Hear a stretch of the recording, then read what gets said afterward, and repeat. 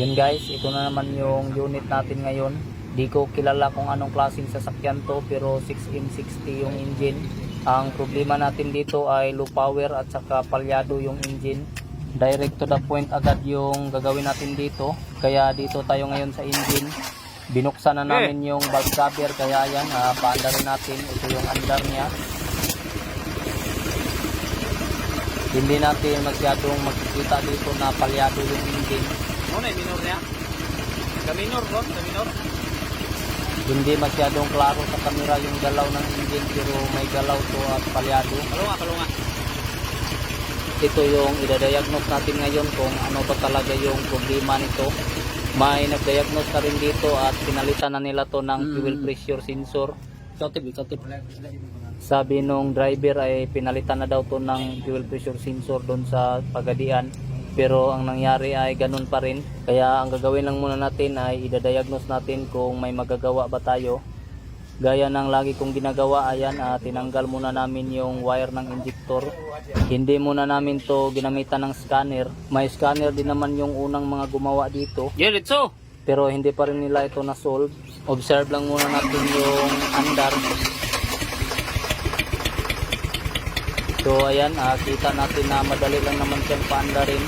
Kahit na tinanggalan natin ng wire yung injector number 1, yung andar niya ay parang katulad din lang nung kanina na hindi pa natin tinanggal yung wire ng injector. So ngayon, ang gagawin naman natin ay dito naman tayo sa injector number 2. Fast forward na tayo, tapos na natin matanggalan ng wire yung injector number 2. Protest.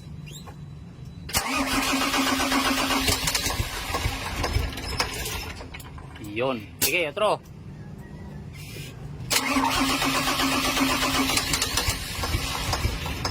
Okay.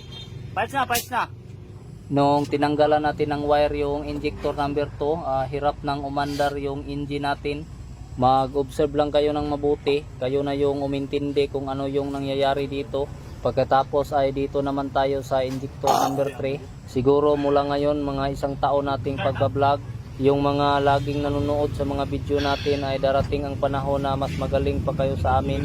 So ngayon, ayan, kita natin na tinanggal na yung wire ng injector number 3. Ito na naman yung obserbahan natin ngayon.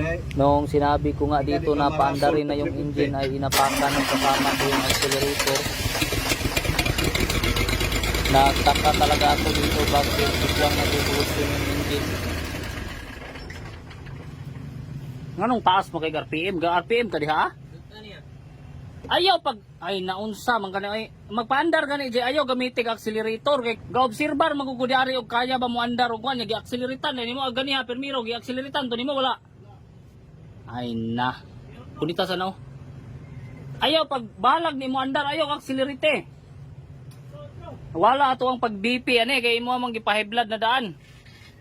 Nao gid silo. Kaya tro, start. Okay. Otro. Yeah.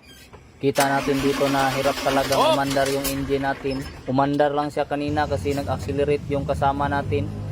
Ngayon ay dito naman tayo sa injector number 4. Dito sa injector number 4, kita natin na umandar naman siya, pero masyadong magalaw yung engine natin. Kita natin dito na yung inandaran ng engine natin ay parang ayagan ng bato. Palunga. Sige, dyan, balhin tikas dyan. 5 na lang, 6.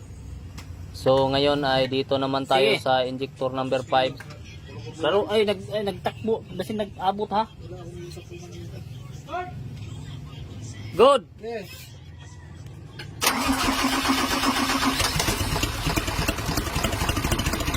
Ayan, kita natin dito na madali pa rin paandarin.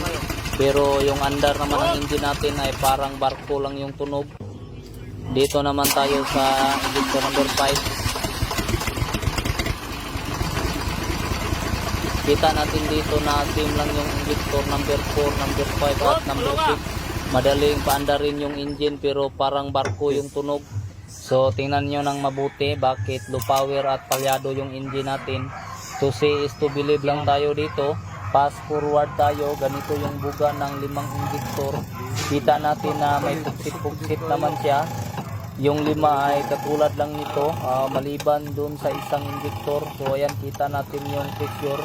Bale, itong 5 injector ay kailangan lang tong linisan. Medyo ninipis lang ng kunti yung pitaka ng may-ari sa 5 injector na to. So ngayon, ang gagawin natin ay ito namang injector number 1. Ito yung injector na nakalagay sa piston number 1. Observe nyo lang dito kung makikita ba natin yung pugsit-pugsit.